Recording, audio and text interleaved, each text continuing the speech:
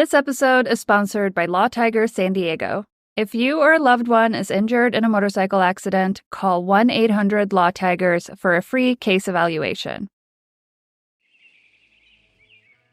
Welcome to the Scenic Ride, a motorcycle podcast where we explore the most epic roads in North America and beyond. I'm Stacy. I'm Sana. And I am Davin. And today we're exploring the White Mountains of New Hampshire, which is one of the most underrated riding areas on the eastern seaboard, in my opinion. It's home to 3 motorcycle rides that I think everyone needs to experience at least once in their lifetime. So in today's podcast, we'll be talking about those, as well as a few things to stop and see and eat along the way. Before we get into it, if you haven't done so already, we would love it if you followed us at The Scenic Ride on your favorite social media platforms. We're on Instagram, Facebook, TikTok, and YouTube.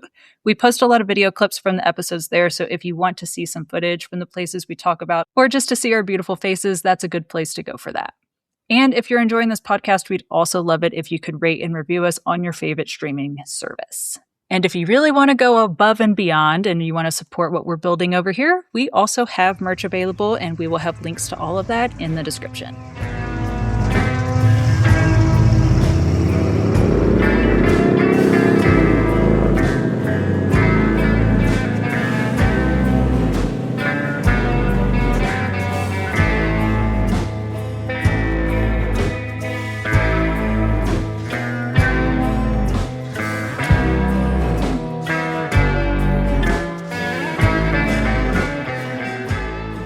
So I've only been to the White Mountains one time, but it is an area that a very good friend of mine grew up in. So I have heard so much about this area of New Hampshire. And if you ever look at New Hampshire on a map, it's not very big compared to the rest of the United States. It's actually quite small. And so I had heard so much about it, and I finally made a trip out there a couple of years ago, and I was just absolutely blown away. I cannot wait to return to this area. It was just magical. I kept telling myself it was like the Little Smoky Mountains, because you still get a lot of, the clouds kind of hanging over the mountains. At least in June when I was there, it was like that. This area is really known for their fall foliage. And there's also lots of waterfalls. And this area is also known for hiking. So if you're into hiking, that is something to do there as well. The Appalachian Trail, or Appalachian Trail, if we're going to be particular here, does go through the area. So you might see hikers depending on where you are at. But even though I'm kind of talking about hikers and people, that's actually a very interesting thing about this area is there's not a lot of people out here. Life moves a lot slower in the White Mountains, and it just kind of feels like you are kind of tucked away from the hustle and bustle of big cities. Boston is about an hour away without traffic, maybe an hour and a half. It's not too far down the sewer line, as locals would call it, but you're just far enough away that it's just a very enjoyable kind of vacation destination, in my opinion. So if you want to go out there, I definitely think it's worth planning 2 to 3 days to experience this area, even to experience the 3 roads that we're going to talk about in this podcast. The White Mountains are home to the Mount Washington Auto Road, which is the highest road on the eastern seaboard. I definitely think everyone needs to ride it at least once. And the White Mountain Trail Scenic Byway and the Kancamagus Highway, both of which have been designated National Scenic Byways. So those 3 routes are the ones we're going to be talking about in today's podcast. And honestly, you need to ride all 3 of these if you're there. You could technically ride all 3 of these in a day if you really tried, but I think it would be more worthwhile to try and split it into 2 to 3 days if you can. Have any of y'all ridden any of these before, or have you done all of them? I think I've done all of them.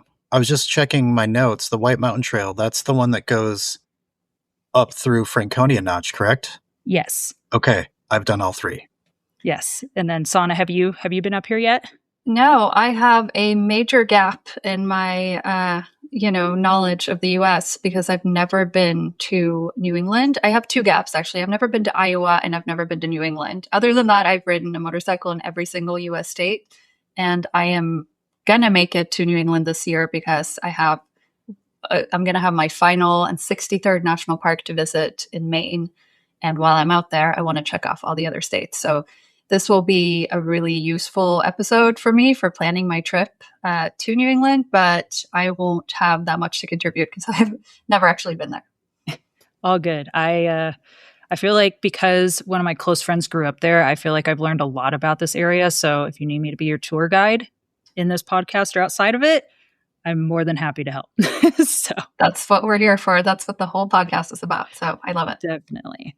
So, of course, one of the things I love to talk about on these podcasts is weather and best times to visit an area. And the White Mountains definitely get snow. For example, right now in the winter of 25-26, we're recording this podcast in April of 26, but it's definitely still winter out there. This year, I would say that May would be very early to plan a trip to the White Mountains because they are just getting obliterated with snow, it seems.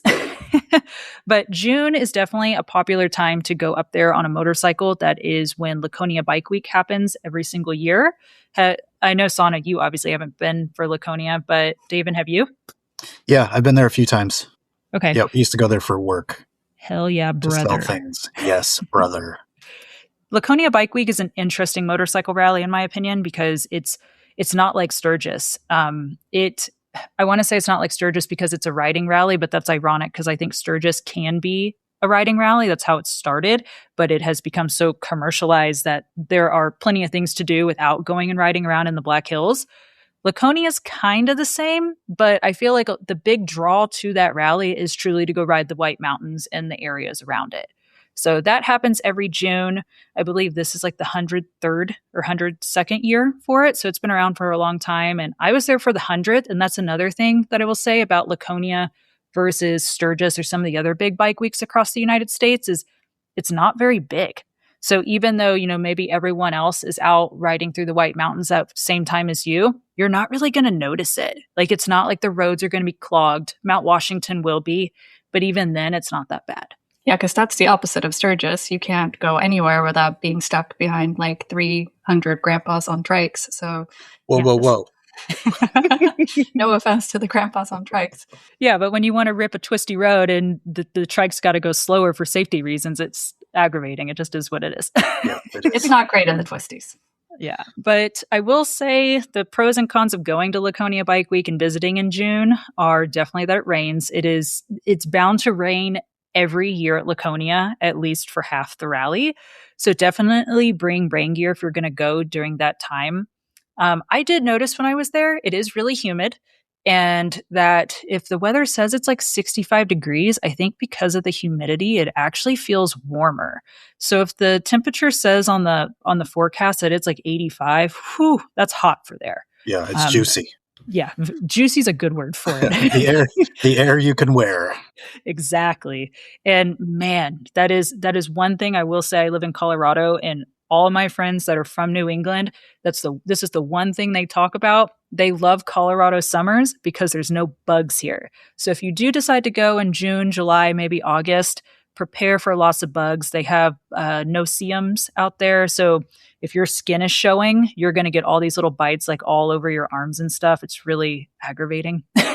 So just keep that in mind as well. Try and keep your skin covered, keep all the little buggies away. But I will say that this area is definitely known for their fall foliage. So September, October is a really popular time to visit. The White Mountains are home to the Kancamagus Highway, which has been voted as one of the best places in the world to see fall colors. So this area, if you don't plan this well in advance, which we all know that timing fall foliage at its peak is really hard to plan in advance, we just never completely know. This area gets so busy. I've been told that the Kancamagus Highway is it's like a Congo line. So if you want to go see the fall colors, you better be up before the sun comes up and start riding it and enjoy it.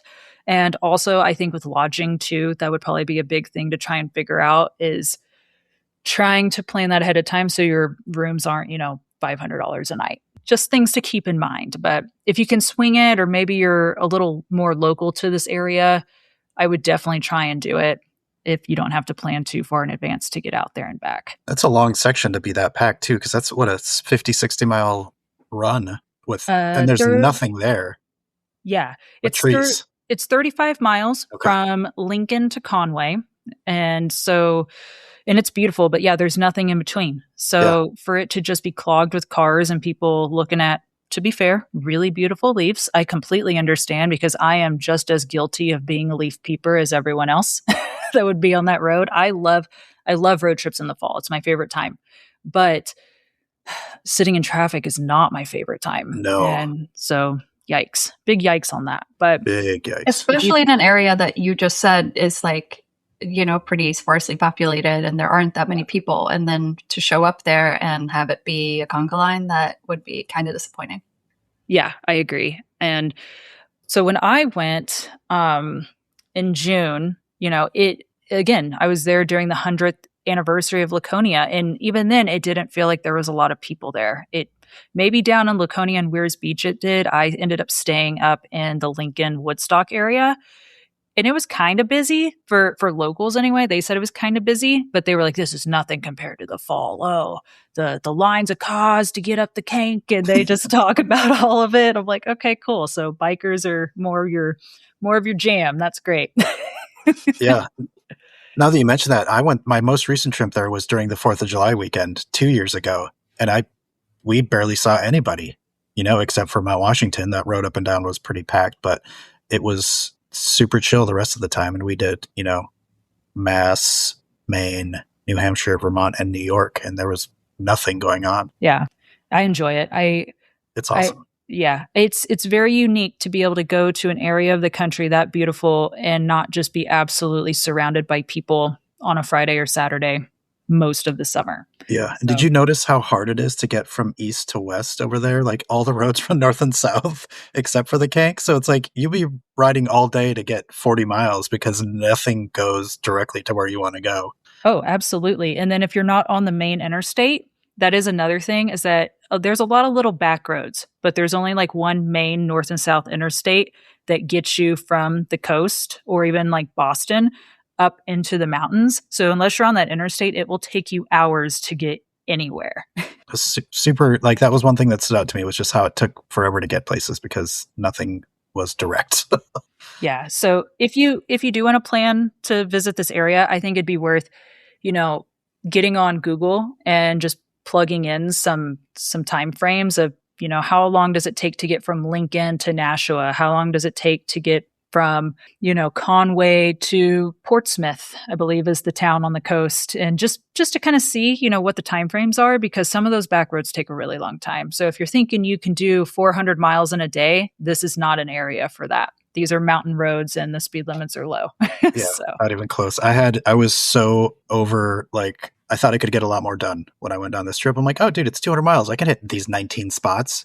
Because I hit up our friend Got Sarah on Instagram. She gave me all the little spots and was like, okay, every sugar shack, every notch, every good ice cream place, everything. I probably have 100 pins in like this little spot on my phone. And I think I probably hit 40. That's still pretty good. So much to do in such a little spot. But yeah, you cannot get anywhere quickly. Yeah, she and I also have plans to, when I finally make it out there, we're going to meet up at the place that has the world's largest inflatable lobster or whatever it is on the roof. Oh, hell yeah. And get ice cream. So she already knows that I love oversized roadside attractions, and she's already been sending me stuff because I've been saying for years that I'm going to actually go out there, and this year it's happening.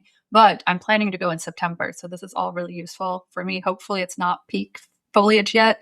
I mean, foliage is fine, but it's not my main reason for traveling. So if I can actually completely miss the fall crowds, that would be amazing. But who knows? We'll see. Perfect. I think it's September. You'll be okay.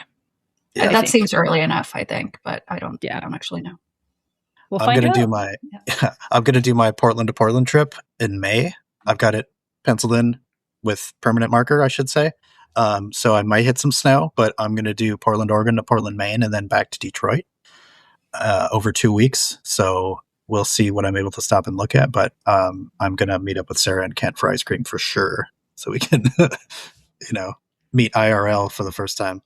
Yeah, that's on my list too. There are a few people I know from the internet who live in the general, like kind of Vermont, New Hampshire, Maine area that I'm going to try and meet up with. But I've also noticed just from looking at maps that it seems like it would take forever just to go anywhere, really. It does. Yeah, it's very interesting. I decided to do a 1K in a day when I left the White Mountains, and which I've done many 1,000-mile ride days over the years. Those don't really faze me. However, getting from Lincoln, New Hampshire, which is where I started, to Albany took like 4 hours because it's just on a bunch of little back roads, and you don't even go that far. I think that's like 200 miles maybe, but to get from Lincoln through New Hampshire and then into like eastern New York State took forever. And I'm not the best at going the speed limit, to be honest, and that still took forever. So yeah, just plan for life to slow down a little bit if you go to this area for sure. Yeah. And speaking of Albany, that's where I rented my road glide from the dealership there, and I did the little zoop-de-zoop. So we went to Hartford, met a friend, went up through Worcester, Mass, to Salem, up to Portland for they had gluten-free lobster rolls, and then we did New Hampshire, Vermont, and then back to Albany, which was kind of a great little loop, actually. Yeah. And I think if you're someone who wants to fly and ride and rent from Eagle Rider, I know the last few episodes we've all kind of talked about Eagle Rider because it's just so convenient to be able to use this rental service and fly across the country, rent a bike, ride for a few days, and then fly home. Eagle Rider has a huge place in Boston, so they rent all kinds of different motorcycles, and I know Albany is also a good one. And Boston's a massive airport, so if you're someone who maybe has lots of flight points or something, that one might be a better option. That's actually something I'm about to do. I'm flying to Boston next month, in a month and a half, and I've never been, so I'm very excited. I'm going to go be a tourist and check out, like the Paul Revere House and all the other things. Yeah, Boston's cool. Yeah. And that's kind of a good side quest. I did not put that in our notes to talk about today, but Boston's not that far away from New Hampshire and the White Mountains. So maybe that's an option for someone that wants to do a fly and ride. And I'm sure once I've been to New England this fall, I'll have some roads that I want to talk about too. So maybe we'll return to this area and talk a little bit more about some of the other spots that are outside of the White Mountains region. Definitely, because there's Vermont and there's also Maine, and that area is beautiful. Couple of good Adirondacks, like upstate New York. I'm curious to see what your thoughts are on the Adirondacks once you get there. I can't wait for this episode. All right. But let's talk about the White Mountains and let's talk about some of these routes. So I'm going to try and kind of encompass all of these into a clockwise route. So if you guys kind of look at this on a map, maybe if you're thinking of, where is she talking about, as you're listening to this, we're going to go in a clockwise fashion. And because I use the Lincoln Woodstock area as my hub when I stayed out there, that's basically where I'm going to start this road trip from because it just makes the most sense to me. If you're someone who, maybe you're into skiing, maybe you're familiar with Lincoln, New Hampshire, because Loon Mountain is there. And that is like the big draw to that area. Loon is one of the more popular ski hills in New England. So it gets really, really popular in the winter, but obviously in the summer, it's a little different. One thing I really like about this area is it's kind of like a little hippie town. All of like the little restaurants and breweries and just, I don't know, it's just the vibe of the place I think is really, really cool. It's almost like the Appalachian Trail just like seeped out and like got into the roots of all these businesses. I don't know how to really explain it, but it's cool. I did get to eat at multiple places in town. And so I will say that while lodging isn't plentiful there, you can get stuff on Airbnb, but as far as like big hotel chains go, there aren't a ton of those there. There is lots of food options. So I will say that two of the ones that really stuck out to me were Flapjack's Pancake House. It's a little breakfast spot in town. Excellent pancakes. And of course, they have real maple syrup. I had like a lobster Benedict as well when I was there, which that was different for me. But when you're in New England, I feel like you got to have lobster every chance you can. So I had lobster Benedict there. That was also awesome. And the Woodstock Inn and Brewery is a local spot that's been there forever. And I ended up eating there like 2 or 3 times, but it was great. So I would definitely recommend that spot as well. But there's a little ice cream spot like right when you get into Woodstock, which, mind you, these towns are separated by an interstate. So they're like right across the interstate from each other. So they're separated by like a mile at best. Woodstock is on the western side of the freeway. And there's a little ice cream spot like right when you turn into town. It's right by like a little coffee roaster spot. And such good creamy ice cream. I wish I knew the name of it, but it was delicious. So if you guys are there, highly recommend checking that spot out. But I would definitely use that as a hub. And if you go north from there, the first thing that you're going to come across is the Flume Gorge. You do have to pay to go here, but it is so beautiful.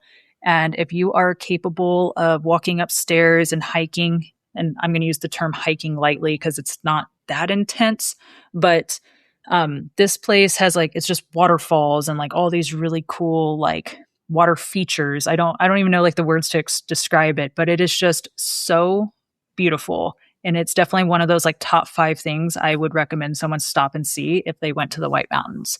You do have to pay a fee to get in there, but it's totally worth it. I don't remember if it was $15 or what it was, but I would pay it again next time I go.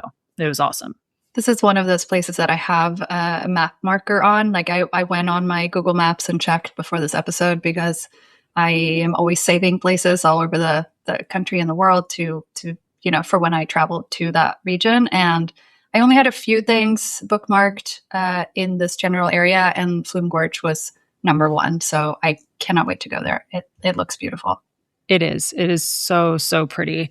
I will say that it can get really busy if you're there on a weekend, and they do sell kind of like timed entry passes on their website, and you can get those in advance. So if you're someone who can only travel, Friday through Sunday, I would highly recommend trying to get your pass before you end up getting there because they might be sold out, especially in the summertime. So just a heads up on that. But moving up from the Flume Gorge, there are a couple other water features and stuff that you can stop at on the side of the road. I think they're just kind of labeled as like scenic pullouts, and then you park in a parking lot, and you can walk down some trails and you'll find some little water features as well. They're everywhere in the White Mountains. I mean, you'll see tons of waterfalls all over the place, which is awesome. But the next thing, and this is probably one of the most iconic areas of New Hampshire, is Franconia Notch.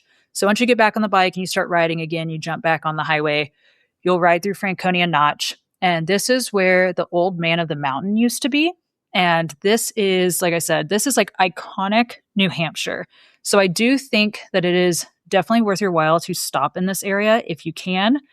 Franconia Notch is actually, in my opinion, best seen from a hiking trail, and it is kind of an intense trail. I haven't done it. I've just looked on all trails at some of the reviews, and some people say it's a little bit much, but it is a popular place to hike and to see, the lake and the freeway and the notch. But the Old Man of the Mountain doesn't exist anymore. This is like what's on the quarter for New Hampshire. If you're not from the United States, just know that we have 50 different versions of our quarter, and they're each for every state, and every state has like different designs on them, basically. And the New Hampshire one has the Old Man of the Mountain, and he is no longer with us. He fell down sometime in the middle of the night in May of 2003. And basically it was this rock feature that stuck out off the side of one of the mountains, and it looked like a guy's face. And I heard that it was a real bad day in New England when that happened, and they woke up and realized he wasn't there anymore. Not ideal. Super sad.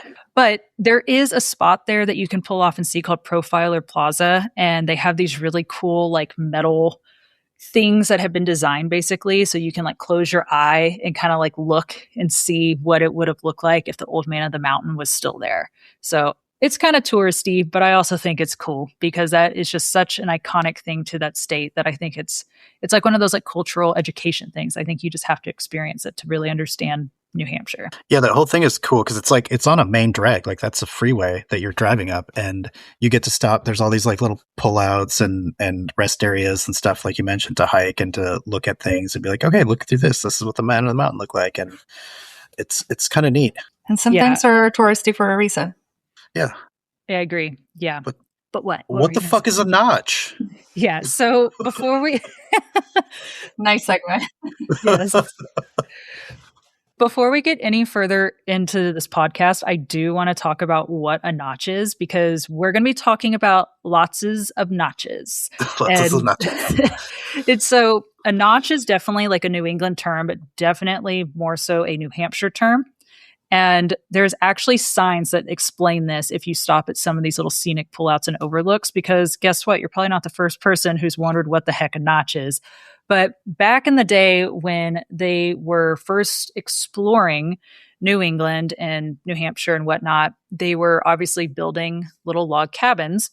And so the notch in the wood is where that term came from. And because a lot of the mountains out there basically like open up into this like, it's a notch. I don't know what other word to use, but like a tiny little crevice type shape. Yeah, it's a crevasse. That's where the term notch comes from. So it's almost like a valley, but they just like to call them notches. So everything is a notch. Nothing is a valley. Nothing is a canyon. It's a notch. So you can thank the colonial people for that, which I will say, this is so tourist of me too. Everything is so colonial up there. Like even the houses, when you look at them, you're just like, I am literally in the colonies. Like, where are the pilgrims? It's so cool. Super weird. If you're not from that area of the country, you will be very if you're into architecture, I think that is something that you will also notice and find very interesting when you're there. But another food spot that I think is totally worth stopping at is going to be Polly's Pancake Parlor in Franconia. And this is just up the road from Franconia Notch. Polly's Pancake Parlor has been around forever, and they make all of their own maple syrup, and they have all different kinds of pancakes. And if you don't know this about New England, they are like buck nutty about their syrup. There are sugar shacks everywhere. And if you don't know what a sugar shack is, it is where they basically create all this maple syrup. So they go harvest all the sap out of the trees, and then they put it in a sugar shack, and they basically like melt it down into syrup. It's delicious. Real maple syrup is the way. I no longer get like the fake stuff at the grocery store. I don't care how expensive it is. Once you have good maple syrup, like there's no going back. You cannot. So Polly's Pancake Parlor is a place that was recommended to me by a bunch of locals. So if that says anything, I think it's more than just a tourist trap. I think that it's like their version of a Cracker Barrel, but there's only one of them, you know? So definitely a cool spot. Another little side quest for snacks that I think is worth stopping at is Super Secret Ice Cream up in Bethlehem. This is a spot I haven't gotten to go to, but it has been highly recommended by multiple people. So pin that one on your maps as well if you're an ice cream fiend. We can't give up the super secret spots, though. People are going to yell at us. But it's not super secret. I know. It's just called super secret. I know.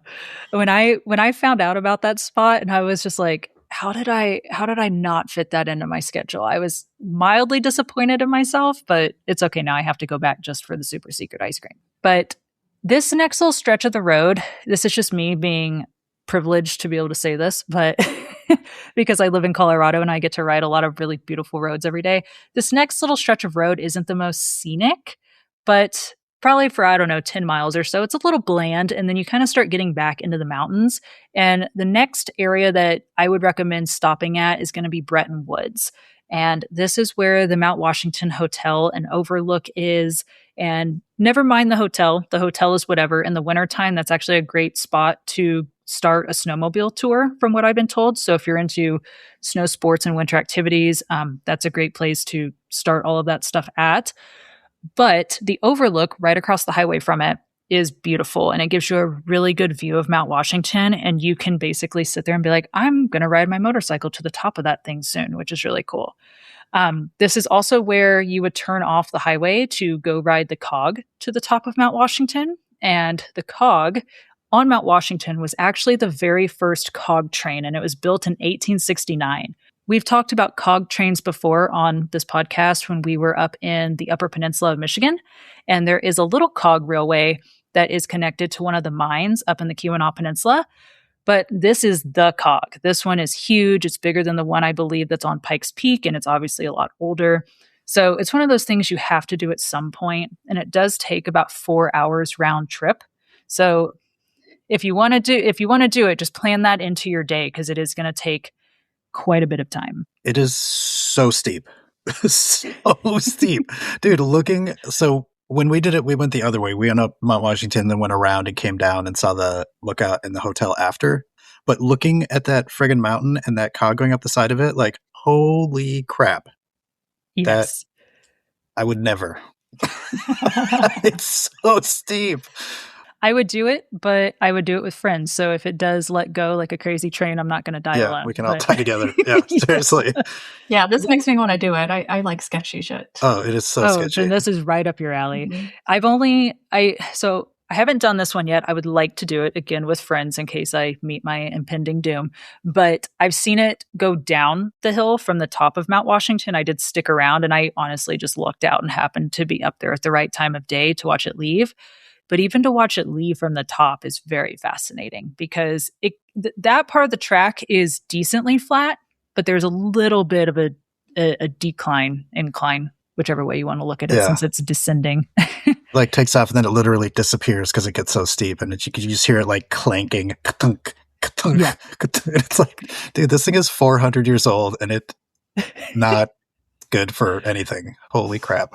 Yeah, it's fascinating, and we'll talk about Mount Washington here in a second. But just thinking of how intense the weather is on top of that road, it's very incredible that they have managed to engineer and keep up with that rail system over all of the years, because the weather on top of that mountain is insane. But the next thing that you're going to come to on this part of the White Mountain Trail is going to be Crawford Notch. And this is a roller coaster of a piece of highway. I mean, it is so steep. And whenever you're going, like I said, clockwise on this route, you go down into the notch. And it's one of those where, like, if you could, you would just want to take your hands off the handlebars because you feel like you're on a roller coaster. It's so cool. It's beautiful. Like, I remember riding through there and just being mind blown and just being like, wow. It's so fun. Yeah, it's so cool. And there are a couple overlooks in that area, but I will say that you might want to plan ahead if you want to stop at one and pin it maybe in your GPX file or on your map, because once you start going down this hill, there is no like, oh, I'm just going to bust a U-ey really quick and go back, because the road is just so steep that like you really shouldn't do that.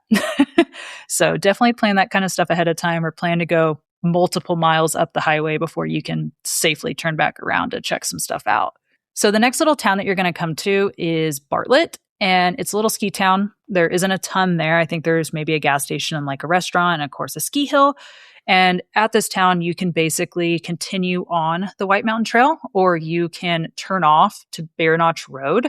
And basically this will connect you over to the Kancamagus Highway and then back over to Lincoln or Conway, depending on which way you want to go on the Kank. I will say that Bear Notch Road is a really, really fun one to ride, and I would highly recommend riding it at least once if you're in the area. But I think your better thing to do, if you're going to try and do this all in a day, is to try and take a side quest up to the Mount Washington Auto Road. This road, in order to get there, you're going to have to ride through another notch. So you'll be riding up through Pinkham Notch to get to the Auto Road, but it is a bucket list motorcycle road. It's hard. I don't know if I want to judge all these roads like in order, but I think Mount Washington is the best road in the White Mountains. But also I really like Pikes Peak and I like Trail Ridge Road in Colorado. So I just personally, maybe I'm a little biased, I just like roads that go way above tree line. But this one is super, super cool. Mount Washington is the highest mountain in New Hampshire and the northeastern United States at 6,288 feet, which to me as a Coloradoan is funny because we have 14ers out here. So 6,000 feet doesn't sound like a lot to me, but then again, a lot of things out here sit at above 5,000 feet in elevation for starters. But it is a really, really cool road. At the summit, the highest recorded wind speeds not associated with tornadoes or hurricanes have been recorded here. The most notable were winds reaching 231 miles an hour in 1934. I don't know if anyone on this podcast has ever experienced a hurricane before, but that's a lot of wind. That's windy. I was just talking to someone the other day about how out of all the bad weathers, wind is the worst one. Like, I can deal with snow and cold and rain, but wind on a motorcycle, like heavy winds, it's so terrible. It's so hard to just, you can't do anything. You're just really at the mercy of the elements at that point. 230 miles per hour. That sounds bad on a motorcycle. Yeah. Slight breeze. Yeah, slight breeze. Yeah, exactly. And on a motorcycle, I think this road is just insane. So the auto road climbs 4,618 feet in only 7.6 miles, which is a lot. The average gradient on the road is 11.6%. And you can totally tell when you're going up it. I mean, I I've ridden Pikes Peak. I've ridden Trail Ridge Road. I've ridden to the top of Mount Evans or Mount Blue Sky as it's now known. This road is steep. It feels like you're, like when you're on a little roller coaster and you're going up the part before you drop down. Sometimes it feels like that in some sections. It is just so steep. And when you're going back down it, like you just engine brake the whole way down. Otherwise, you're just going to blow your brakes out. Is it switchbacks or what kind of like road is it? There are a couple switchbacks, but for the most part, I would say that it actually does a pretty good job just winding around the mountain. It's from a technicality standpoint, I would say it's less technical than Pikes Peak. If you've ever gotten to ride that, there's way less switchbacks. But the problem is like there are some pullouts on the road, but they're all slanted. So when I was there during bike week, there's obviously tons of motorcycles out riding this road. And I watched multiple people drop their bikes at the pullouts because they'd go to put their kickstand down and then their bike would just like fall all the way over because of how steep the overlook spots were. So I feel like that got people more than the road itself. Oh, that's so interesting. Yeah, because the closest thing I think I can probably compare it to in terms of like elevation gain in a short amount of time is the road up to Haleakala National Park in Maui. Because I'm pretty sure that road climbs something like 11,000 feet from sea level to 11,000 feet in about 20 miles. And the way they built it, it's like kind of mellow switchbacks. It's not technical and it doesn't feel that steep. You can tell you're climbing, and obviously you get higher up above the clouds and the views get grander, but it doesn't ever feel like you're going super steep up a mountain, which is why I'm asking about switchbacks, because sometimes you can build a road up a really steep mountain and not have it feel sketchy or like scary or steep. But this sounds like they kind of didn't really go that route. Yeah. It's just steep and it's narrow and it's like not smooth. So it's like it's bumpy and there's no shoulder. So you'll just like fall off a cliff to your death, basically. Oh, it's not a cliff, but you'll hit about 65 trees and rocks. In rocks. And then like you get above the tree line kind of, and it's like a steep, like long kind of curve around the backside. It's and the people coming down in their fucking cars don't slow down or anything, and they just expect you to move because you're smaller than them. And it's a little bit sketchy. Okay, that's good to know. Especially if you're coming out there and renting a bike, maybe if you're planning to do this, which this has been on my list forever. It's one of that's why you get a sticker because you did something. Yeah, but I wouldn't go out there and like rent a street glide. I would go out there and rent like a Heritage Softail or something a little bit easier to maneuver, probably and park. Yeah, I made that mistake. Yeah, and I will say that in my opinion, the worst part of this road is the very last part getting into the parking lot. So again, if you're someone, you're talking about like, oh, I'd rather rent a Heritage because I am more confident handling it. Whew, that parking lot that one makes your butt pucker a little bit. So like the last, like, it's not even a quarter mile, but the last like 10th of a mile to get into this parking lot, which is just rough rocks, it's the steepest part of it. It feels like you're just going to launch yourself into the parking lot. It's crazy. But then you get up into the parking lot, it's 2 levels. And it's the graveliest gravel that I've come across on top of a mountain. I don't know how else to explain like crushed mine rock. Yeah. Yes. On a motorcycle, it's kind of sketchy, but people do it all the time. It's just something to be prepared for when you get up there. But the good news is that there is a lot of parking. So don't worry about trying to back your bike into a parking spot. Like there's plenty of room to just park like an idiot. And I will gladly park like an idiot up there because yeah, it's weird. Just go in, park, figure it out later. Exactly.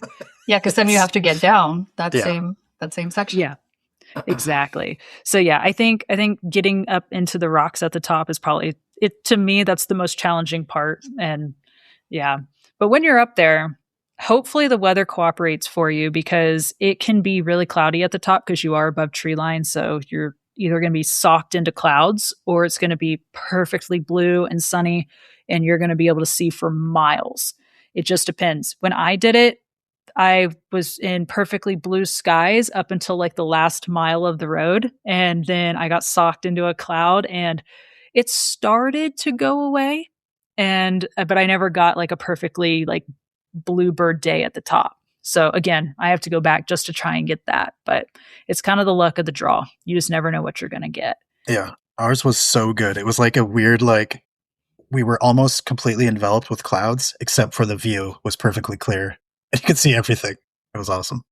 Dang, that's so cool. So It's good. if you're someone who is like me and always wants to know about weather, you can actually go onto like the Mount Washington website and it will tell you what the temperatures are at the summit. So if you need to plan all that before your trip, that information is available. And sometimes if the weather isn't cooperating, they don't open the road all the way to the summit, whether it's too windy or it's too cold. Because ice can accumulate on the road, they won't open it all the way. So before you make it a point to try and get to the top, sometimes it's worth it to just check all that out. But I definitely think it's worth it. And then, of course, you get your I rode this bike to the top of Mount Washington sticker, which I totally have one. And I'm like, heck yeah, I did. Yeah, So it makes sense. It makes life make sense more too, because you see the other stickers like this car banged Mount Washington and like this bike, like all the other spoof stickers from that one, and just makes everything make sense. yeah, it does. At the summit, though, there is like a little gift shop, and if you're into trinkets, and a little museum that I believe you have to pay to go into. I did not get to check the museum out when I was up there. And there is a little cafe, which I also did not partake in because I went down the mountain and got food somewhere else. But there are a couple things you can check out. And if you don't want to do any of that, you can just walk around up there. There is like the oldest lodge that exists or something at the summit too. I don't think you can actually stay in it anymore, but it's just a part of the building. And it's one of those like, look, we've managed to make this thing last for forever in the crazy weather that we get up here. I want to say, isn't Mount Washington part of the Appalachian Trail? I think so. I believe it is. I believe it is. I believe it's one of those parts of it that it's like, oh my God, we got to the top of this thing. So you'll see like random people. People definitely hike to the top of it. That is, if it's not a part of the AT, it's definitely a popular place for people to hike. So if you're just kind of wandering around, like there's a spot where you can walk around and take a picture with the actual summit signs or the highest point on the summit itself. You might see some random transient people that are out of breath and they're like, oh my God, we made it. So, One of the buddies I went with was telling a story about in high school. They went and like drove a clapped out Honda Civic there and decided to walk to the top with like flip flops on. It's stupid. So man. yeah, get your shit together before you try to climb up this mountain, because it is, even though it's only 6,000 feet, it's that's 6,000 feet from about 200 feet, not whatever Colorado has. Yeah, because even Denver, just to relate it, is a mile high, 5,000 feet and some change. And then you go to the top of Trail Ridge Road, that's 12,000 feet. And sure, those things aren't done in a 7.5 mile stretch, but that's a huge chunk of elevation. And even the oxygen difference is massive when you go from 5,000 feet to 12,000 feet. So it's the same. If you're a sea level sissy, and if you don't know what we're talking about, go listen to our $1 Million Highway podcast, and you will soon find out. But if you're a sea level have sissy, to eat this forever. I grew up in Houston. I'm kind of a sea level sissy. I've just acclimated. But yeah, if you're from sea level and you go up there, you might notice a difference with the oxygen for sure. So this is so funny because I've been wanting to ride this road forever. And the more I've heard you talk about it, the less I actually want to ride it. No, you do want to ride it. It's so good. Do. It's so good. It's one of those roads, and I will say that during Laconia Bike Week, the only thing that I see people mess up doing is they get too impatient with people in front of them, and then all of a sudden they cause a traffic jam. And because you're on such a steep hill, because the whole road is just an incline, a lot of people have trouble starting and stopping because it's on such a steep hill. So then you start seeing people like almost drop their bikes or, messing with their clutch because they just can't take off from a hill. And so that is one thing. If you're going up this and there's people in front of you, like don't ride their ass, even if it's a car, because unless you are just talented, because you could drop your bike just from having to stop on the road. So yeah, just give yourself space. this is really good information. And I just said I like sketchy shit, and I really do. I'm just always scared before attempting it. And then when I do it and conquer it, I feel really good at the tail end. But you're going to be hyped. I wish I had a sandwich for you to go to after this. I wish I had a sandwich spot for you to like celebrate with. I know they exist. But ice cream is good too. And we've talked about a few places already. So yeah, that'll have to do. Well, when you come down Mount Washington, and if you want to get back on the White Mountain Trail, basically you're going to go back through Pinkham Notch and you're going to go south. And you'll basically, the next big stop, I guess I should say, is going to be Conway. And this is arguably the biggest hub in the White Mountains, other than like Laconia and Weirs Beach, which from a technical standpoint, that's just south of the White Mountains. Some people, like if you're from that area, they're going to be like, that's not the Whites, blah, blah, blah. But anyway, Conway has just about everything you could think of, from hotel chains to fast food to lots of locally owned eateries and whatnot. Everything is there. They even have an REI, which is like my version of retail therapy. So I love that there's an REI there. But that area is great. So whatever kind of food you're looking for, I guarantee that you can find it in Conway. Speaking of food, we stayed in Conway and we did this thing counterclockwise. Banner's restaurant in Conway had a apple cheddar omelet that had literal apple slices in it. I've never had anything like that in my life, and it was friggin' delicious. Now, were they like caramelized cooked apple slices, or were they just raw?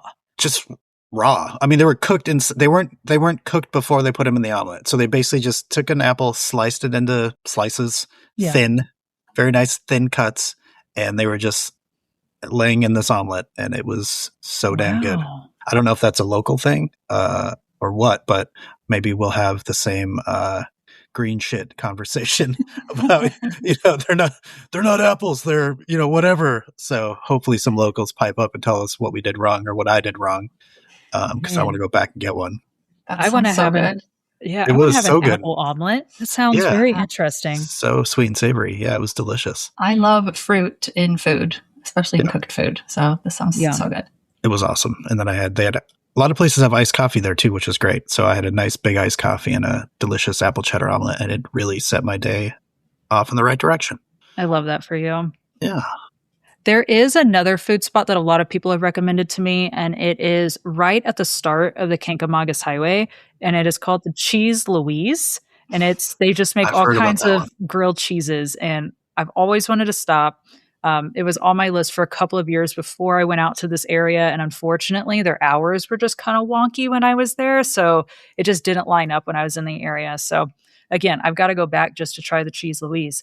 But if you're in Conway, before we move on to the final boss here in the White Mountains and things you have to ride, there are a couple other things to see in Conway that I think are worth mentioning. As far as fun little roads go, there is one called Hurricane Mountain Road, and this will basically take you east into Maine, and then you can circle back and basically end right back up in Conway. It's not a huge side quest, but it is a fun little roller coaster of a road.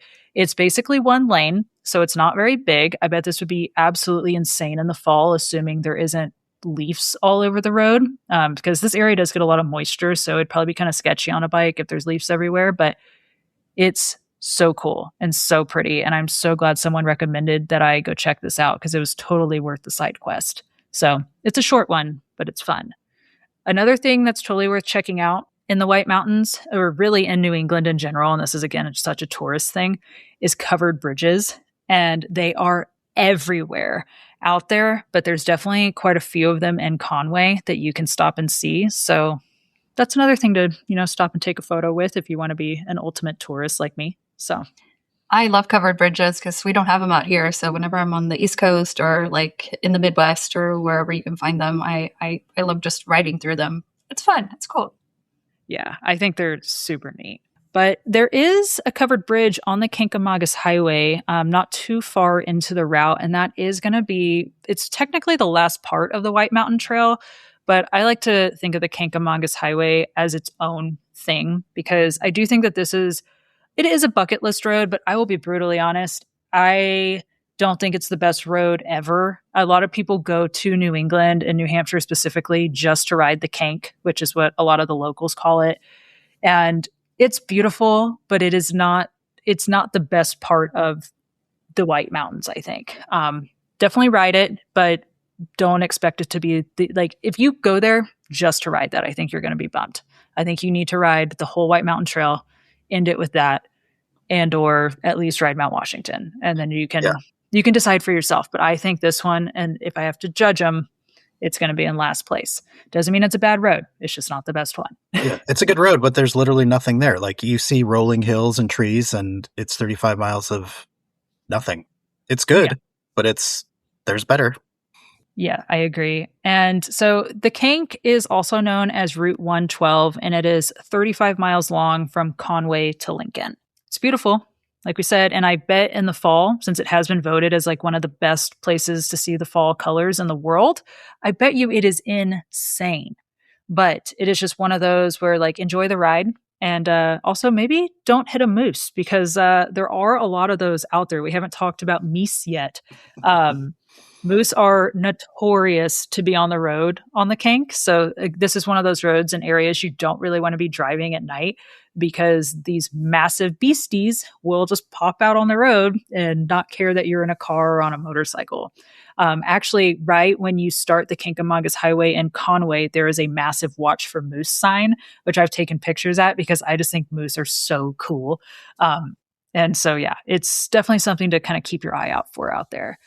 But even though it is a fun roller coaster road, it only reaches 2,855 feet in elevation. So to all of us mountain folk, since we all live in the West and we're used to riding roller coaster mountain roads, this isn't a ton of elevation, but out east, that is a lot. And it does snow in the wintertime up there, and it's not a road you'd want to try and get on a motorcycle at certain months of the year, but it is beautiful. And there's overlooks and there's waterfalls and there's, things to stop and see if you want to. But I want to say I rode this like 3 times when I was out there, and I didn't really stop very much. I stopped like near the summit at one of the overlooks, but it wasn't one that I needed to spend 6 hours on, if that makes sense. Totally makes sense. Totally, brah. But yeah, once you ride the Kank, you'll basically end up back in Lincoln or Woodstock. And so that is basically like the 3 main loops through the White Mountains. But there are some side quests and some other things I just wanted to quickly mention. Of course, Laconia is a big draw and reason a lot of motorcyclists go to New Hampshire. So I feel like we should at least touch on the town of Laconia and Weirs Beach just a tiny bit. In Laconia, well, technically in Weirs Beach, which is kind of like where the main like rally area is. That's where like a lot of the photos that you see come from. There is a spot called the Tamarack, and when in New England, you got to get some lobster. And the Tamarack is a really popular spot during the rally to stop. It's not going to be like the freshest lobster or like the fanciest kind of spot, but it's been around forever.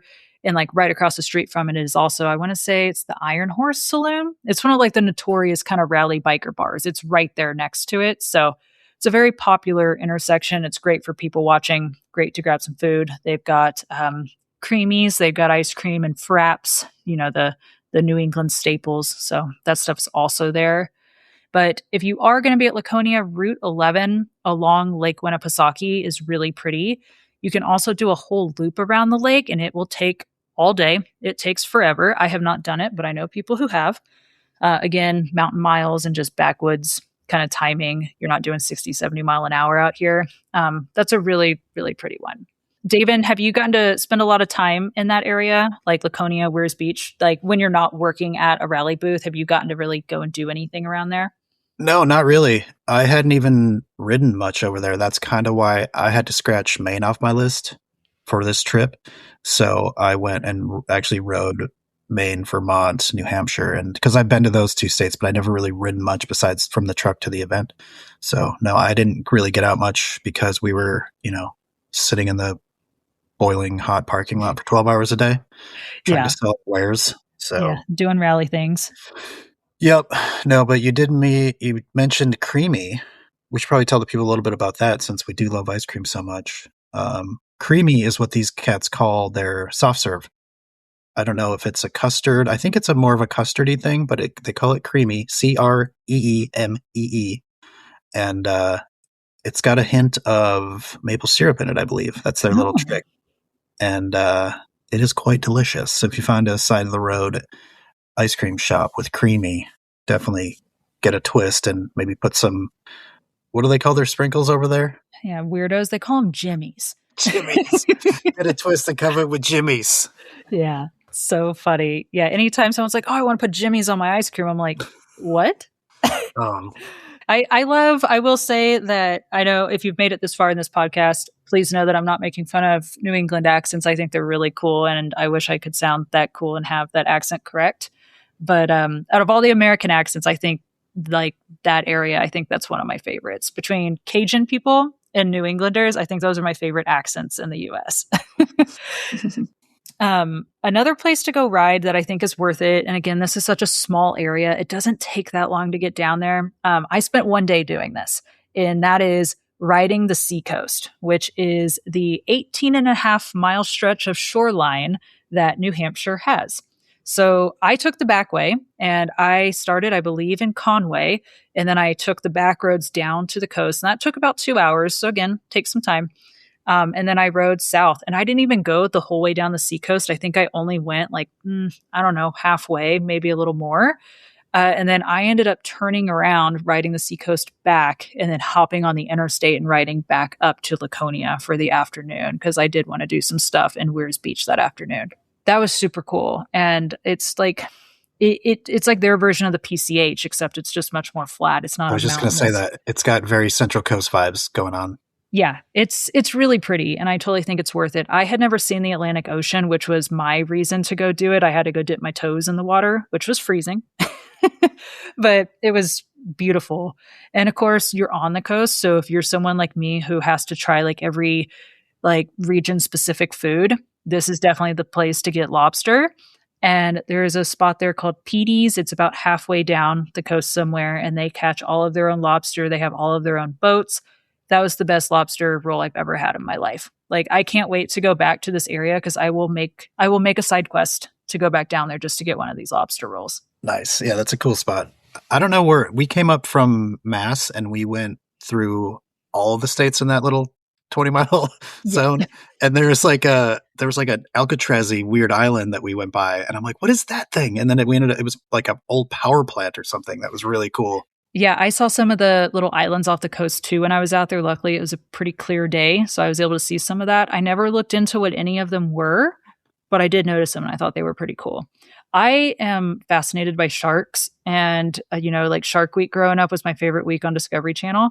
And so anytime I'm by the ocean, I just think about what sharks live out there. And, I know the water there is very murky, so I'm thinking about great whites, and it's also very cold. And so I'm thinking about like all the species of shark that are probably swimming around out there. So that's what my mind was focused on, and obviously getting lobster rolls, but yeah. I mean, you were talking about sharks when we were talking about the blue hole in Santa Rosa on Route 66. So I know your mind goes to sharks. Yes. I love the big fish. Yeah. I love water, but man, sharks freak me out. Yeah. There's also one other thing I'd like to shout out before we finish here. There's a band I used to listen to a lot about 20 years ago called Scissor Fight. And they're from New Hampshire, and they have a song called New Hampshire's All Right If You Like Fighting. And they've got chunky guitar riffs, but during that specific song, like during the chorus, there's a guy in the background like naming off all the things that are cool about New Hampshire, and it's like Laconia Bike Week, Mount Washington Observatory, the Kancamagus Freeway. So we might need to add that for our outro music on this one. Oh, that's awesome. Yeah, I mean, I guess you don't even need to listen to this podcast episode. You can just go listen to that song, and then you'll have your route covered. Your 2.5 minute travel guide. There you go. Shout out Scissor Fight.